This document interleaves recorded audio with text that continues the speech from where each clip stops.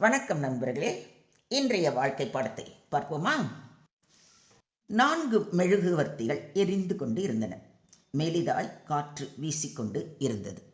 காற்றை கண்டதும் அமைதி என்ற முதல் மெழுகுவர்த்தி, ஐயோ, காற்று வீசுகின்றதே, நான் அணைந்து விடுவேன் என்று பலவீனமாக சொன்னது. காற்று பட்டதும் அணைந்து விட்டது. அன்பு என்ற அடுத்த மெழுகுவர்த்தியும் காற்றை எதிர்க்க முடியாது என்று அணைந்து விட்டது. அறிவு என்ற 3வது மெழுகுவர்த்தியும் காற்றை எதிர்க்க முடியாமல் அணைந்து விட்டது. 4வது மெழுகுவர்த்தி மட்டும் காற்று வீசிய சில நொடிகள் போராடி ஜெயித்து விட்டது. அப்பொழுது அந்த அறையில் ஒரு சிறுவன் நுழைந்தான். அடடா, 3 மெழுகுவர்த்திகளும் அணைந்து விட்டதே என்று கவலையுடன் சொன்னான்.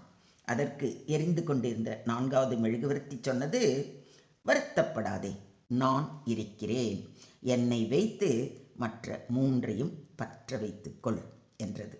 சிறுவன் உடனே 4வது மெழுகுவர்த்தியை பார்த்து, உன் பெயர் என்ன என்று கேட்டான். அதற்கு அந்த மெழுகுவர்த்தி, என் பெயர்தான் நம்பிக்கை என்று கூறியது.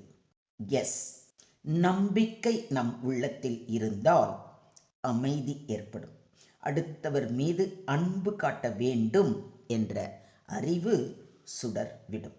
நம்பிக்கையை மட்டும் விட்டு விடாதீர்கள். தன்னம்பிக்கையை மட்டுமல்ல, தேவ நம்பிக்கையும் வேண்டும்.